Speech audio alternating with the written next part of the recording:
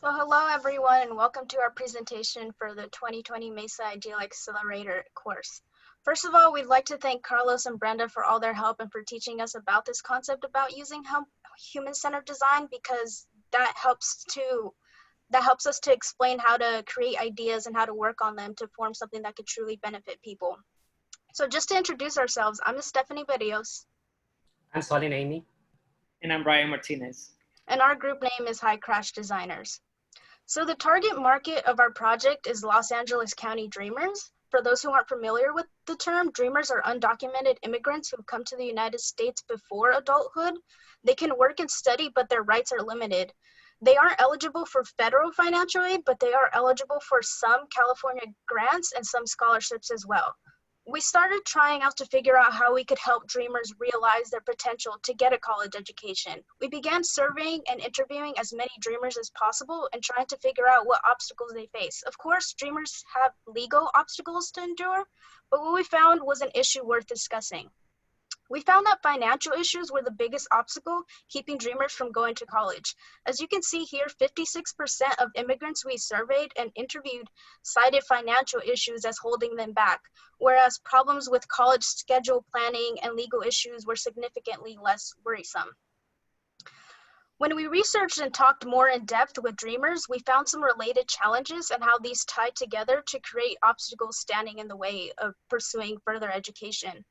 One significant issue is work schedules. We found a lot of dreamers often working 2 minimum wage jobs in order to make ends meet and feeling like they're stuck in this cycle of working and not being able to take time off for school.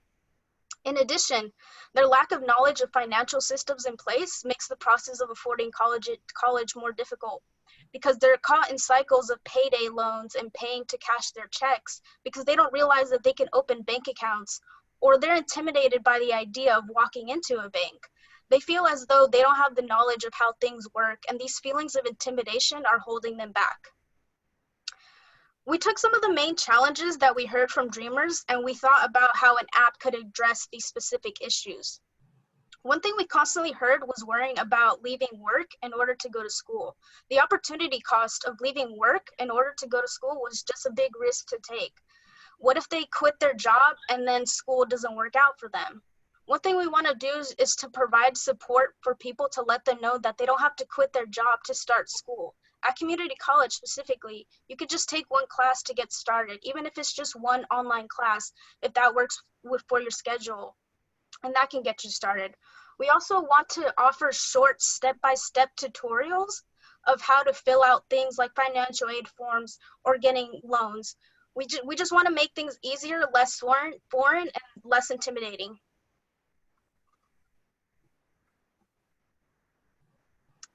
What is currently being done to help dreamers afford to go to college? Well, each college has a financial aid office. You can go there, or you can check out their website, and you can look for information on what financial aid is available to dreamers. If going in person, it often means long lines and such, and the hours sometimes are incompatible with one's work schedule. Online, we found that information relevant to dreamers was often hard to find. Here on the right, we have the financial aid office page for Los Angeles City. It is a long page with a lot of information on it, and if you see the part we boxed in red at the very bottom of the page, that's the part for dreamers. Also, these websites are often not updated frequently and with a new and changing information, so they tend to be outdated. So in creating our app, we used the concept of human-centered design. We wanted to create something that's viable, desirable, and feasible.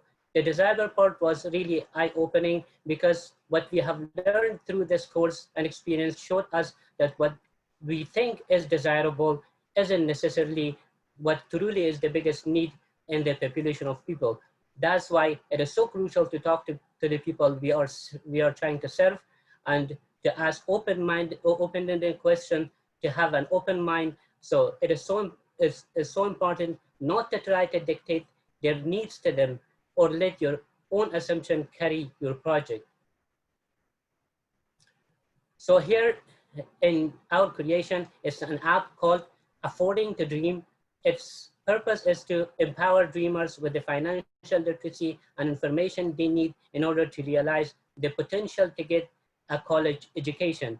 It's intuitive and easy to use, while at the same time provide a lot of useful information.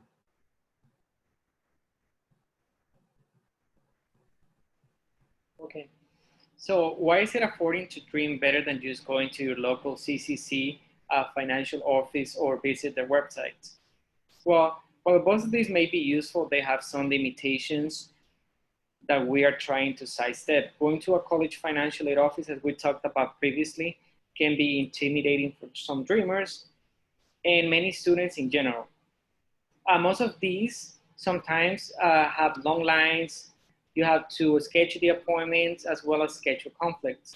The financial aid websites, colleges can be useful too, but again, they're occasionally hard to navigate, and the info sometimes it's a little, like not clear.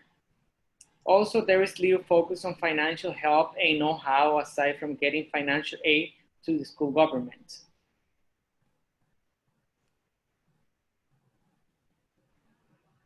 Okay, here as we can see on the screen, our app has three main tabs where you can choose from.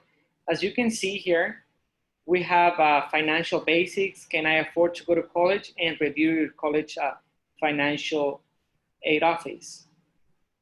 The opportunity to write and read reviews of local financial aid offices is sometimes and something that we see really empowering dreamers as our app gains popularity. We would like it to grow to a point in which colleges themselves will start to take notes of these reviews, to read dreamers' perspectives on their financial aid offices, and hopefully improve themselves in light of this information. In our research, we have encountered stories of dreamers talking to financial aid counselors who really weren't informed about what opportunities do exist for dreamers to get financial aid or scholarships. We also encountered stories in students feeling as though they were being judged negatively by counselors because of their immigration status, because of being undocumented.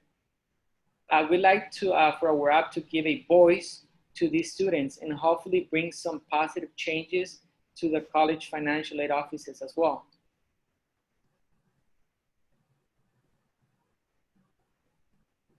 Okay, here as you can see, it's the three main tabs that I mentioned about: financial basics, can I afford to go to college, and review your financial aid office.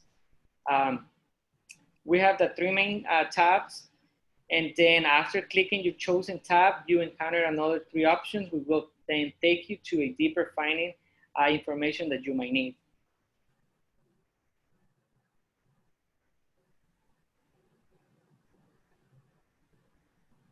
On this screen, there's a couple of sample user experiences with the app.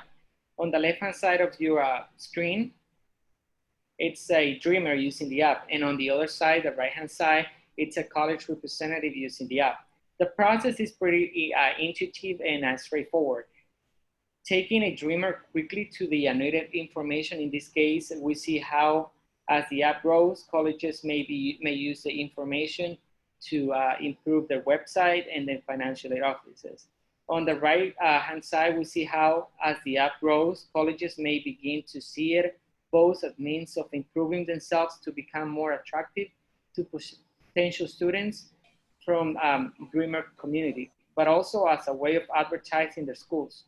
Dreamers are often very talented and hardworking. Colleges want to see these students, of course. Offering colleges paid advertising spots with small, non-intrusive ads on the app could be a future way of financing Affording to Dream's maintenance as well as its growth.